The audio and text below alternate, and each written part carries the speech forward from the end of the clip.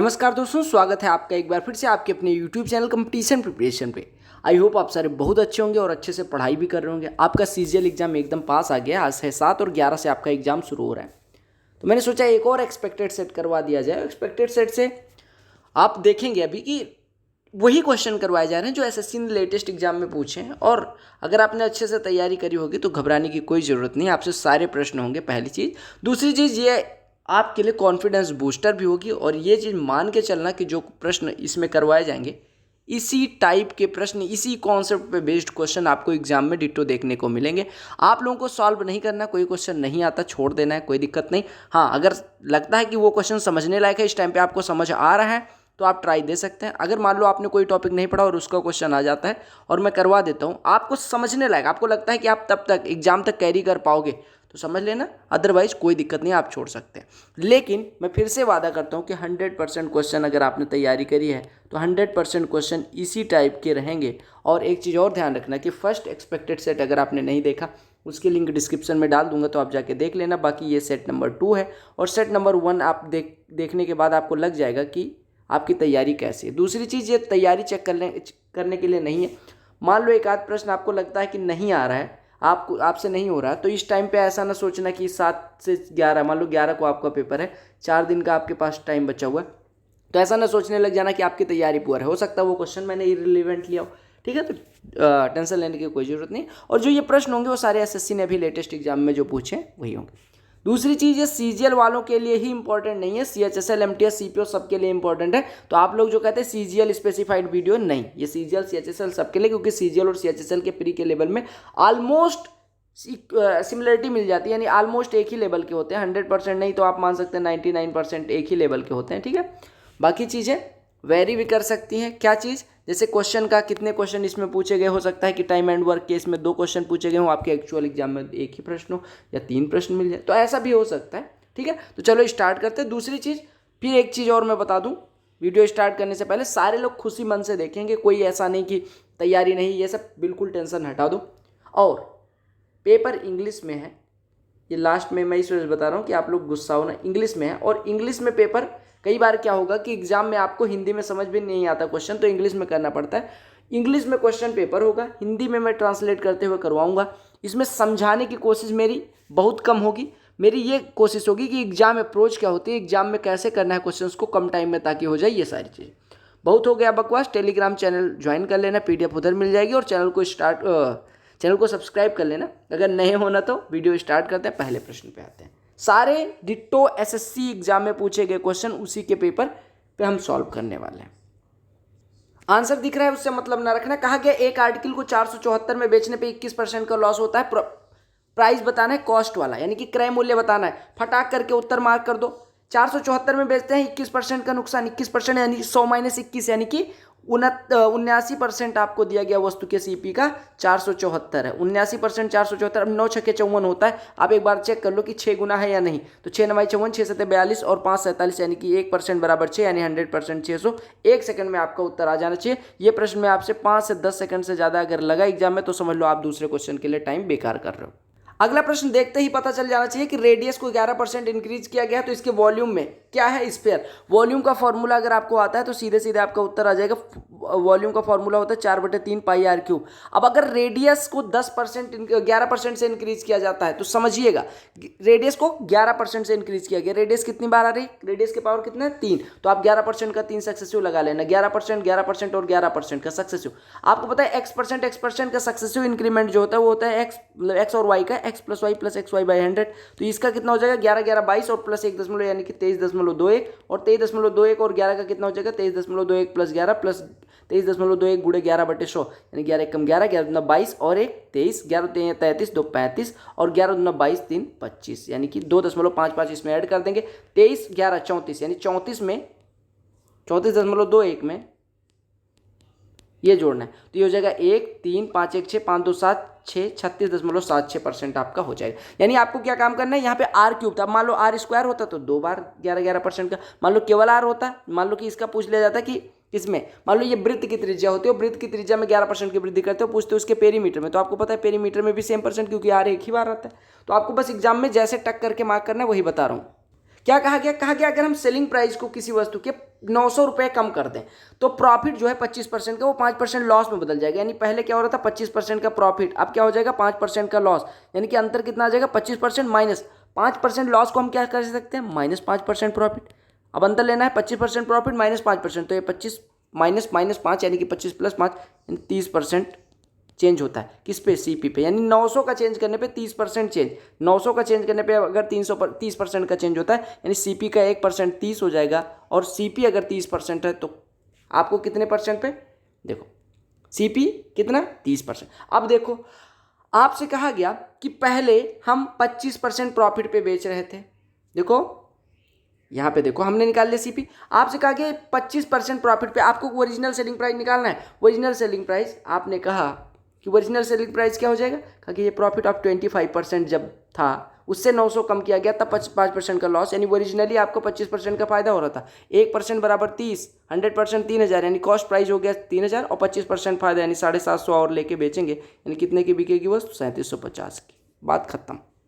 देख लो कहा गया त्रिभुज ABC में AB और AC को प्रोड्यूस किया जाता है D और E तक। सीधे सीधे बढ़ा दो, मान लो ये ट्रायंगल था AB और ABC, ये ABC था, AB और AC को D और E तक बढ़ाया गया, ठीक है। कहा गया बाइसेक्टर हैं CBD के और किसके, CBD के और किसके, BCE के बाइसेक्टर कहाँ पे मिलते हैं, O पे मिलते हैं। आपको BOC दिया गया 76 डिग्री, BOC दिया गया 76 डिग्री यानी ये वाला कोण दिया गया 76 डिग्री। तो आपसे पूछा गया एंगल A की वैल्यू क्या होगी। अब देखो कितना आसानी से कर सकते हो। देखो आपको पता है ये वाला एंगल कितना है 180 - B, तो इसका आधा अगर बाइसेक्टर ड्रॉ किया गया तो 90 - B/2 में फॉर्मूला डिराइव करवा दे रहा हूँ। ये C है तो ये वाला कितना हो जाएगा 180 - C, उसका आधा 90 - C/2। अब आप कह सकते हैं कि अगर ये वाले कोण की बात करें तो ये वाला कोण कितना हो जाएगा एंगल BOC। एक बार समझ लेना है एंगल BOC बराबर कितना हो जाएगा 180 में से बाकी दोनों कोणों का योग घटा दो तो 90 - B/2 + 90 - C/2 यानी 180 - B + C/2। ये तो हो जाएगा 180 कट जाएगा यानी B + C/2, B + C/2 को हम क्या लिख सकते हैं 90 - A/2 बस। और BOC यानी कि आपको सीधे पता चल गया कि ये वाला कोण और ये वाला कोण जो होता है, अगर ये वाला कोण A है तो ये वाला कितना होता है 90 - A/2। अब सीधे आपने कह दिया BOC आपको दिया गया 76 डिग्री, तो यहाँ से ये कितना हो जाएगा 90 देखो BOC अगर हम एक्सटीरियर एंगल का बाइसेक्टर खींचे यानी बाह्य वाले कोणों का द्विभाजक खींचे तो जो कोण बनता है BOC वो कितना होता है 90 - अपोजिट एंगल का आधा। यानी कि आपने कहा ये जो दिया गया है 76 ये बराबर है 90 - A/2 यानी यहाँ से A/2 हो जाएगा 90 - 76 यानी कि 14 डिग्री यानी A बराबर कितना हो जाएगा 14 दूना 28 डिग्री। क्लियर हो गया, बहुत सुंदर। तो आपको अगर दे दिया जाए कि कोई ट्रायंगल है और उसका बाइसेक्टर खींचा गया एक्सटीरियर एंगल का तो ये वाला जो कोण होता है अगर ये वाला कोण x है तो ये कितना होता है 90 - x/2। क्लियर है। अगला प्रश्न देखो कहा गया 33 संख्याओं का औसत जो है 70 है। पहली 17 और लास्ट 17 का औसत अलग अलग दिया गया क्योंकि अगर 17वीं संख्या निकाल दी जाए तो एवरेज जो रिमेनिंग संख्याओं का बचेगा वो कितना बचेगा। देखो 33 संख्याओं का एवरेज कितना है 70 यानी ओरिजिनल एवरेज है 17। पहली 17 और लास्ट 17 में कौन सी संख्या कॉमन आएगी, आप कहेंगे 17वीं संख्या होगी, वो पहली 17 की लास्ट संख्या होगी और लास्ट 17 की पहली संख्या होगी। पहली 17 का एवरेज जो है वो 65 है यानी कि कितना कम है 5 17 संख्याओं पे। ऐसे लास्ट 17 का देखें तो 4 ज़्यादा है कितनी संख्याओं पे 17 संख्याओं पे। यानी रिजल्टेंट देखें तो आप कहेंगे -5 × 17 और धन 4 × 17 यानी -17 हो जाएगा, रिजल्टेंट -17। और ये जो 17 होगा ये आपको पता है कि ये 17 कम है, कौन 17 कम है 26 जो 17वीं संख्या है वो 17 कम है किससे, एवरेज से। यानी कि एवरेज से 17 कम है यानी 17वीं संख्या कितनी हो गई 70 - 17 यानी 53। अब आप कह सकते हैं कि 33 संख्याओं का एवरेज 70 था, 17वीं संख्या इतनी है इसको निकालना है तो आप कहेंगे योग कितना हो जाएगा 33 संख्याओं का 33 × 70 और माइनस एक संख्या निकालनी यानी 53 निकाल देंगे, बट्टे में 32 कर देंगे। अदरवाइज आप कहेंगे कि ये संख्या 17 कम कर रही थी यानी ये संख्या के होने से 17 हमारा औसत, अगर ये संख्या होती तो आपने कहा कि 17 की टोटल में कमी हो रही थी यानी ये संख्या के जाने के बाद टोटल में 17 की वृद्धि होगी क्योंकि देखो ये 17 कंपनसेट करना पड़ रहा था एवरेज 70 बनाने के लिए। तो अगर इसके जाने के बाद हम 17 पॉजिटिव में रहेंगे क्योंकि ये रही जब थी तो 17 हम पॉजिटिव में थे और ये 17 निगेटिव में थी यानी दोनों मिलकर 0 हो रहे थे यानी एवरेज हम 70 मेंटेन कर पा रहे थे। इसके जाने के बाद तो हम 17 पॉजिटिव हो जाएंगे ना, और वो 17 पॉजिटिव कितनी संख्या होंगी 32 क्योंकि एक तो संख्या जा चुकी है यानी एवरेज में कितने की वृद्धि होगी 17/32 की। तो अगर एवरेज आपका 70 था तो उससे कितना बढ़ेगी 17/32, 17 के नाम 17, 17 दूना 34 यानी 0.5 के करीब आपका बढ़ जाएगा। तो 70 से 0.5 बढ़ेगा 70.5 हो जाएगा। अगला प्रश्न देखो कहा गया ratio of distance between two places A to B to distance between B to C is 3:5 यानी कि ये 3 है तो ये 5 है। ये ए से बी है और ये बी से सी है, ठीक है। कहा गया एक आदमी ए से बी तक 30 किलोमीटर और बी से सी तक एक्स के स्पीड से जाता है और जो एवरेज जर्नी का स्पीड है वो 40 है। तो आपसे कहा गया एक्स माइनस 7 की वैल्यू। देखो अगर हम माने 30, इसको माने 30, इसको माने 50, तो आप कह रहे हैं 30 को 30 में जाने में 1 घंटे लगते हैं, बोलो क्लियर है। और 50 को एक्स जाने में 50/x घंटे लगते हैं। और आपको एवरेज स्पीड क्या होती है, टोटल डिस्टेंस यानी 30 + 50 80 बटे टोटल टाइम 1 + 50/x, और एवरेज स्पीड दी कितनी गई है 40। यानी यहाँ से आपका 40 दूना 80, यानी आपका 2 बराबर हो जाएगा 1 + 50/x, यानी 50/x = 1, यानी x = 50। अब x = 50 तो आपसे निकालने कहा गया x - 7 यानी कि 43। कुछ भी डरना नहीं है, ए कोई काम 33 दिन में कर सकता है, B 1/3, B can finish the same work in 1/3 time, यानी कि बी जो है 33 का 1/3 यानी 11 दिन में कर सकता है। दोनों एक साथ काम करें तो 5 दिन में कितना काम हो जाएगा।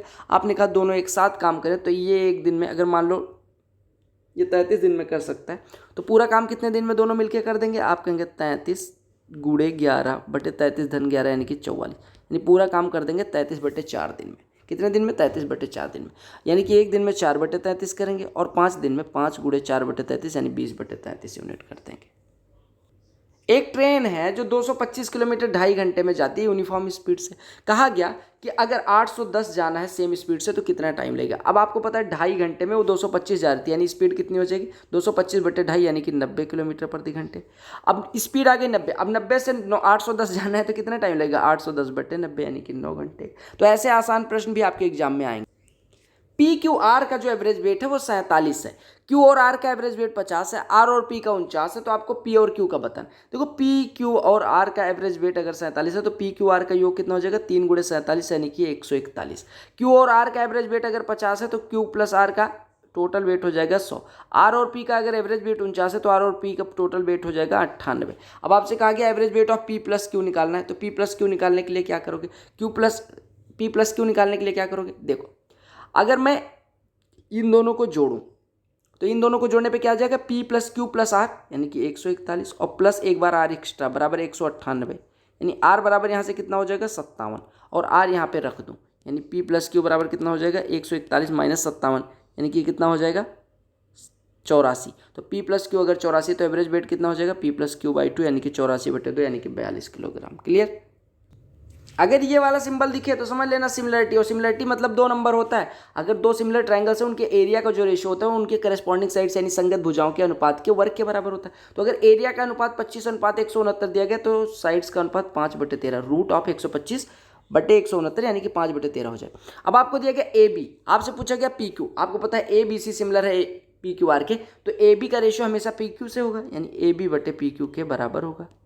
जो 5/13 आएगा वो करस्पॉन्डिंग साइड्स के रेशियो के बराबर।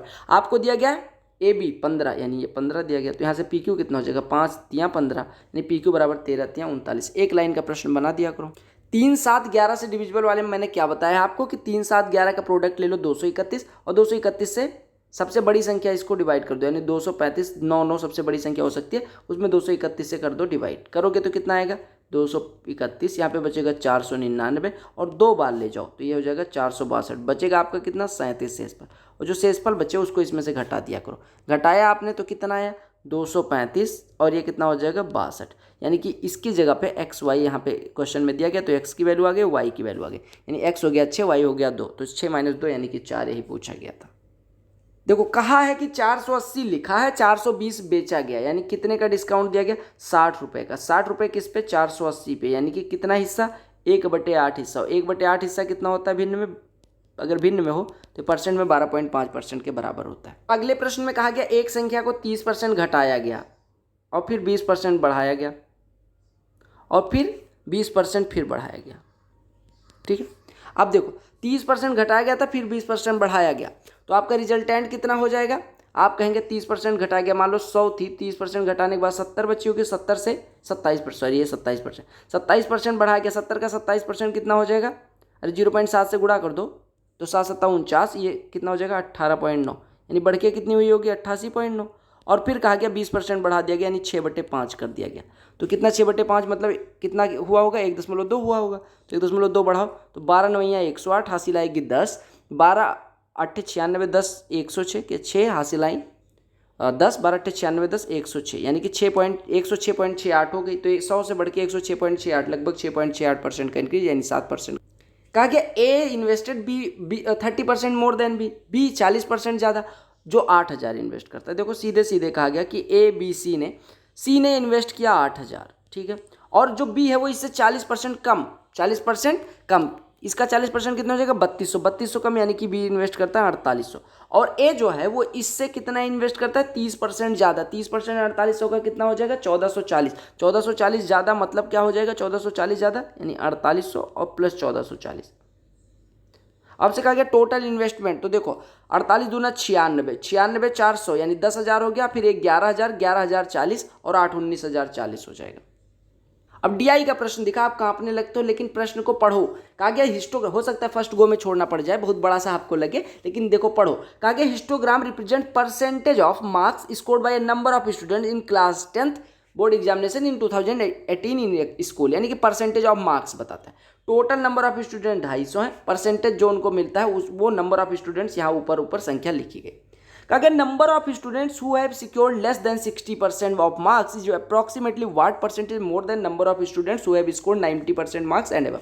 अगर 90 से ऊपर पाने वालों की संख्या जो है वो कितने परसेंट ज़्यादा है, ठीक है, सॉरी 60% से कम पाने वालों, 60% से कम पाने वालों की संख्या कितनी है 30 10 40 स्टूडेंट्स ऐसे हैं जो 60% से कम पाते हैं। कहेंगे ये संख्या जो है वो कितना प्रतिशत ज़्यादा है उन स्टूडेंट से जो 90 या उससे ज़्यादा, 90 या उससे ज़्यादा कितने पाते हैं 25। तो कहेंगे ये जो 40 है वो 90 से 40 जो है यानी कि देखो 60% से कम पाने वालों की संख्या यानी कि 40, ये 90% से ज़्यादा पाने वालों की संख्या यानी 25 से कितना परसेंट ज़्यादा है, तो 25 से कितना ज़्यादा 15 25 का कितना परसेंट होता है 60%। तो आपका उत्तर 60% हो गया। जब एरिया दी गई हो और आपको पूछा जाए सरकमफ्रेंस यानी कि पाई आर स्क्वायर दिया गया, 2 पाई आर पूछा गया, पाई आर स्क्वायर की वैल्यू कितनी होती है 22/7 गुणे आर स्क्वायर बराबर 38.5। अब यहाँ पे लगाओ दिमाग, 11 से काटो, यहाँ पे कटेगा 3.5, 7/2 ये लिखा हुआ है, इधर गुणा होगा यानी कि 3.5 का गुणा, यानी आपका लिखा है आर स्क्वायर बराबर 3.5 का स्क्वायर यानी आर बराबर 3.5। अब आपसे पूछा गया सरकमफ्रेंस जिसमें होता है 2r इंटू पाई, 2r की वैल्यू हो जाएगी 7 और गुणे 22/7 यानी उत्तर 22 हो जाएगा। जब ऐसे प्रश्न है तो मार दिया करो थप्पड़ खींच के।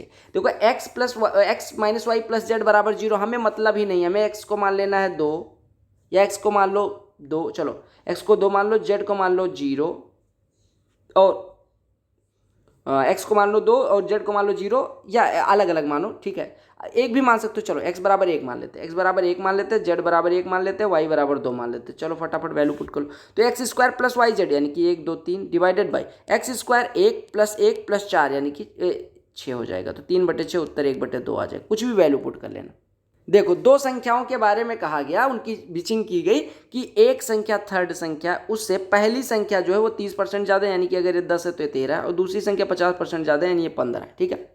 कहा गया अगर सेकंड नंबर और फर्स्ट नंबर का रेशियो 15:13 हो जाएगा, फर्स्ट और सेकंड का 13:. ऐसा प्रश्न आता है तो कुछ लोग क्या काम करने लग जाते हैं, वैल्यू पुट करने लग जाते हैं। मैं होता हूँ क्या करता हूँ, मुझे पता है कि cos square theta minus sine square theta formula है, क्या होता है, ये है cos 2 थीटा और cos 2 थीटा का cos के टर्म में फॉर्मूला क्या होता है 2 cos स्क्वायर थीटा -1 यानी 2 cos स्क्वायर थीटा -1 को अभी छोड़े रहो, -3 cos थीटा लिख दो, -1 को 2 के साथ ऑपरेट कर दो यानी 2 - 1 यानी कि 0. अब 2 के देखो 2 1 2 के 2 ऐसे फैक्टर जिनको जोड़ने पे 3 आए तो आप कहेंगे 2 और 1 तो 2 cos square theta -2 cos theta और -cos थीटा +1 हो जाएगा। अब यहाँ पे 2 cos थीटा कॉमन ले लोगे तो यहाँ पे बचेगा cos थीटा -1, यहाँ पे -1 कॉमन ले लोगे तो cos थीटा -1 बचेगा, ठीक है। और cos थीटा -1 से डिवाइड कर दो क्योंकि cos थीटा 1 नहीं हो सकता क्योंकि थीटा 0 नहीं है, तो 2 cos थीटा = 1 यानी थीटा कितना हो जाएगा cos थीटा 1/2 यानी थीटा 60। अब यहाँ से 5 cos थीटा यानी 5/2 माइनस tan मतलब हाफ इंटू tan थीटा यानी tan 60 यानी कि √3, तो आपका हो गया 5 - √3/2 सीधे सीधे। अदरवाइज आप वैल्यू पुटिंग भी ट्राई कर लेना।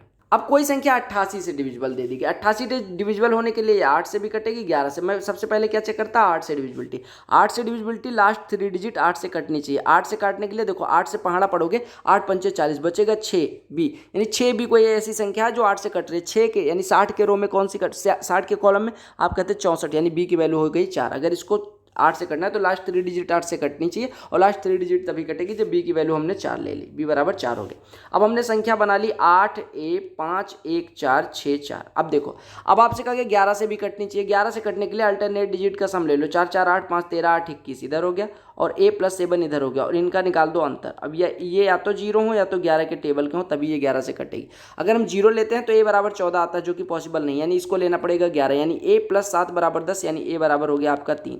अब ये बराबर 3 हो गया तो आपसे कहा गया कि a के पावर b की वैल्यू पूछी गई, यानी कि 3 के पावर 4 की वैल्यू, तो 3 के पावर 2 होता है 9, उसका पावर 2 हो जाएगा 81। आपका उत्तर हो जाएगा 10 सेकंड का प्रश्न। देखो प्रश्न दिखा, सिंपल इंटरेस्ट आपको दिखा, कहा गया simple interest on a certain sum is 50% of the sum in 8 years. देखो 50% हो जाता है 8 साल में, यानी 1 साल का 50/8, यानी कि रेट ऑफ इंटरेस्ट इतनी दी गई। क्योंकि what will be the interest on a sum of 7200 at the same rate in 5 2/3 years at simple interest. आपसे कहा गया रेट है 50/8, उसी रेट पे 5 से ही 2/3 साल का, 5 से ही 2/3 कितना हो जाएगा, 3 × 5 = 15 2 17, 17/3 साल का। आपको पता है 1 साल में मिलता है 50/8, तो 17/3 सालों में यही पूछा गया।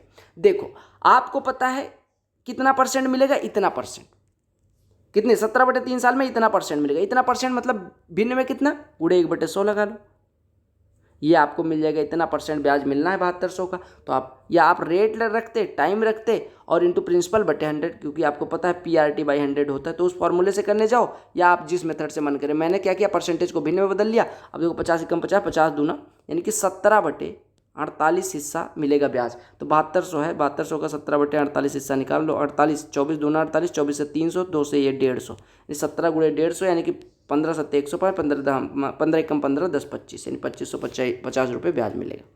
देखो सीधे सीधे दिया गया 0.7 का स्क्वायर और माइनस 0.7 × 0.8 और प्लस 0.8 का स्क्वायर, यही तो दिया गया। और नीचे दिया गया है देखो 0.8 का क्यूब और प्लस 0.7 का क्यूब, यही तो दिया गया। इन नीचे दिया गया a³ + b³, ऊपर दिया गया a² - ab + b²। तो आपको पता है बचेगा कितना, 1/a + b, यानी 1/0.8 + 0.7, यानी 1.5, 2 से ऊपर नीचे गुणा कर दो, 2/3। ये फॉर्मूला आपको याद है ना, a³ + b³ होता है a + b × a² - ab + b², और ऊपर भी a² - ab + b², नीचे भी तो कट जाएगा। अगले प्रश्न में कहा गया कि जो बार ग्राफ है वो क्या दिखाता है, अलग अलग इंस्टीट्यूट ए और बी में 5 सालों में इनरोलमेंट जो हुए हैं वो दिखाता है। ए है आपका ब्लू वाला और बी है चेरी कलर वाला। कहा गया what is difference between average number of students enrolled in institute B during the 5 years and average number of students who enrolled in institute A during the last 5 years, यानी B और A में enrol होने वाले के average के बीच का difference. तो पहले हम कैलकुलेट करते हैं ए कैलकुलेट करने जाओगे तो देखो आप कहोगे 6 5 11 8 19 और 6 25। देखो ऐसे देखो 160 280 कितना हो जाएगा, 440, 300 740, 2 940, 990 और 990 60 1050 और 200 और जुड़ेगा 1250 हो जाएगा। ठीक है, अब अगर बी कैलकुलेट करने जाए तो 225 और 360 कितना हो जाएगा, 2 3 5 585, 585 और 75 कितना हो जाएगा, 585 और 75 यानी कि 960 660 हो या 960, 960 और 300 1260, 1285 1285 और ये कितना हो जाएगा 225 1485 और 25 यानी कि 1510 1510 हो जाएगा। ठीक है, अब आप डिफरेंस निकालिए, डिफरेंस निकालेंगे तो ये आएगा 260। एवरेज का डिफरेंस यानी कि बटे 5 कर दो, यानी कि 52, या आप बटे 5 लगाते इधर एवरेज आता, बटे 5 लगाते इधर एवरेज आता, दोनों को घटा देते हैं। अगला DI कहा गया study the given table and answer the question that follows. कहा गया जो टेबल है वो क्या दिखाती है, अलग अलग टाइप के कारों का 2012 से लेकर 16 तक प्रोडक्शन दिखाती है। Okay, what is the ratio of production of type A car, what is the ratio of production of type A car in 2014 and type E car in 2015 to the total production of type C and D cars in 2000, यानी ए car का 2014 में, ए car का 2014 में है 56, ई car का 2015 में, ई car का 2015 में 64। कहा गया इसका रेशियो निकालना है total production of type C car और D कार का 2012 में, C और D का 12 में कितना है 90, इससे रेशियो निकालना है। तो क्या 56 64 कितना हो जाएगा 120 बटे 90, 30 से काटोगे तो 4/3 मिल जाएगा। क्लियर। देखो टाइम एंड वर्क के 2 प्रश्न मिले। कहा गया ए कोई कार्य 18 दिन में कर सकता है, कहा गया बी जो है वो इसका केवल 90% इफिशियंट है। 90% इफिशियंट होने का मतलब अगर ये 10 काम करता है एक दिन में 10 यूनिट, तो ये भाई साहब करते हैं 9 यूनिट। अब अगर ये 18 दिन में 10 यूनिट करते हैं तो टोटल काम हो गया 180। टोटल काम कितना हो गया 180, और 180 अगर ये 9 यूनिट पर डे करते हैं तो 20 दिन में करेंगे। तो कहा गया बी अकेले कितने दिन में कर लेगा, तो यही पूछा गया था, आपका उत्तर आ गया। ये मान के चलिएगा कि 99% पेपर अकेले आपके पेपर का लेवल जो होगा वो यही लेवल होगा, तो डोंट वरी फॉर दैट। और अगर वीडियो पसंद आए तो वीडियो को लाइक करना ना भूलना। दूसरी चीज़, स्टार बैच वाली प्लेलिस्ट बेसिक के लिए सबसे इंपॉर्टेंट है। कोई भी यूट्यूब का बैच देख लेना या पेड बैच देख लेना, उसके बाद अपना स्टार बैच की क्लास से कंपेयर करना, आपको पता चल जाए। और दूसरी चीज़, many video, there are so many videos available on our channel, so do check all the playlists, और सारी वीडियो चेक करो। अगर आप 100% यहाँ से स्कोर नहीं करते मैथमेटिक्स में और गाइडेंस के साथ आप मैक्सिमम स्कोर नहीं करते अपने एग्जाम में, तो फिर बताइएगा, ठीक है। बाकी गुड लक। आई होप आपको 25 के 25 प्रश्न कर लिए होंगे और कॉन्फिडेंस जरूर बढ़ा होगा और सेम लेवल का आपका एग्जाम देखने को मिलेगा। अगर आपको और एक्सपेक्टेड सेट चाहिए होंगे तो कमेंट सेक्शन में जरूर बताना। बाकी bye bye, take care, all the very best for you all exams. Vande Mataram, Jai Hind.